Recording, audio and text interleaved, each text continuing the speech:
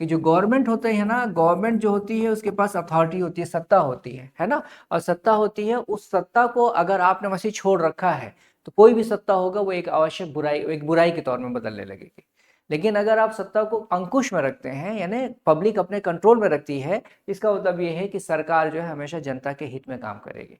सरकार को छोड़ देंगे आप या सरकार को सपोर्ट करने लगेंगे आप, तो इसका मतलब सरकार हमेशा आपके साथ नकारात्मक गलत ही करेगी, क्योंकि उसको अपना सिर्फ उसका काम जो रहेगा ना, फिर अपनी सत्ता को मजबूत करना रहेगा, इसके अलावा कोई इसका काम नहीं है।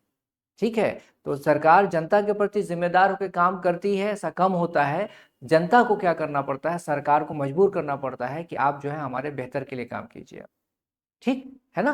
तो अब यहाँ पे समझने वाली जो बात है वो ये है कि अगर कोऑपरेटिव सोसाइटी की बात कर रहे हैं, कोऑपरेटिव सोसाइटी की बात कर रहे हैं, तो इसका मतलब ये है कि ये ना सिर्फ जो है आपको आर्थिक रूप से क्या बना रहा है, सशक्त बनाने के लिए है, बल्कि राजनीतिक रूप से सशक्त बनाने के लिए भी है। क्यों?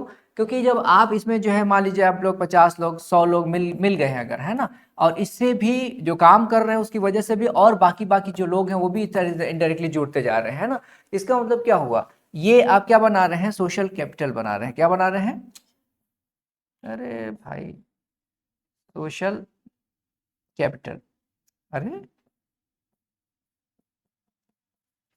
इन्हें सामाजिक पूंजी बना रहे हैं। सामाजिक पूंजी का मतलब जहां लोग एक दूसरे से जुड़ते हैं, संगठित होते हैं। तो जब लोग एक दूसरे से संगठित होंगे, एक साथ आएंगे, तो जाहिर सी बात है क्या बना, सामाजिक पूंजी। जब इस रूप में लोग रहेंगे तो सरकार के ऊपर क्या करेंगे, कंट्रोल करेंगे ना।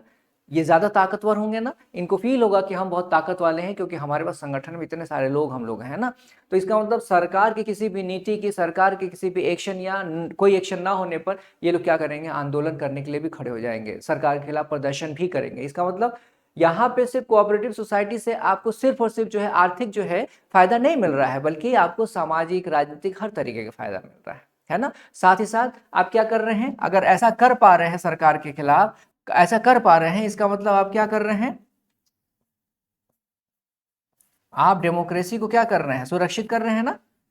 सोच के देखिए आप, है ना। अगर ऐसा हो पा रहा है, सरकार आपके प्रति जवाबदेह हो रही है, आपके कंट्रोल की वजह से वो भ्रष्टाचार नहीं कर रही है, आपके कंट्रोल की वजह से वो बहुत इफेक्टिवली, एफिशिएंसी के साथ काम कर रही है, इसका मतलब सरकार ऐसा काम करेगी तो क्या होगा, गुड गवर्नेंस की प्राप्ति होगी ना।